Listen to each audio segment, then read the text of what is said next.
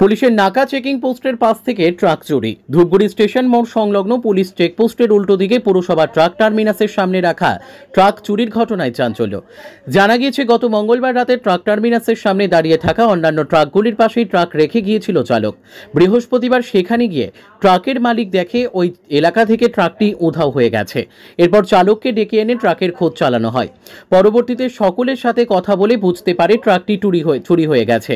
খবর দেওয়া হয় ধূপগুড়ি থানায়। খবর পেয়ে ঘটনাস্থলে পৌঁছায় ধূপগুড়ি থানার পুলিশ।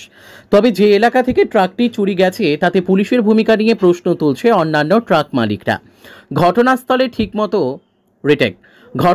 ঠিক উল্টো দিকেই রয়েছে পুলিশের চেকপোস্ট।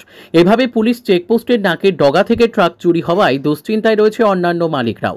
পুলিশ সূত্রে খবর, ইতিমধ্যেই সিসিটিভি খতিয়ে দেখে ঘটনার তদন্ত শুরু করা হয়েছে। ধূপগুড়ি থেকে ভাস্কর মহন্তের রিপোর্ট, আমাদের টিভি। 20 তারিখ 8টা সাড়ে 8টার দিকে রেখে গেছি। তারপরে কালকে মালিক আসেনি, আজকে এসে দেখতেছে গাড়ি। মানে কি বলবেন, কি হতে পারে গাড়ি?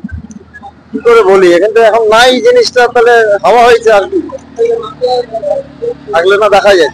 সামনে তো সামনে পুলিশ ক্যাম্প আছে, তারপরে এরকম ঘটনা ঘটে। এটাই তাজ্জব ব্যাপার না, একটা গাড়ি। হ্যাঁ আসছে।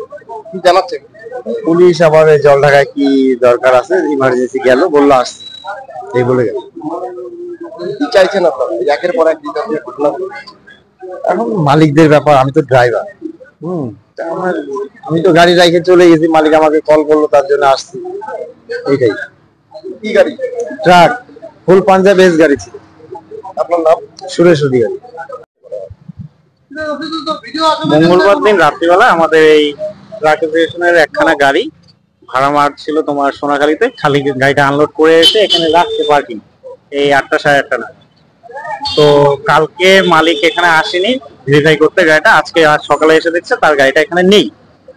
তো ওটা নিয়েই খোঁজাখুঁজি হচ্ছে গাড়িটা গেল। কি গাড়ি? এটা ছিল এই এস মডেল এলপি গাড়ি।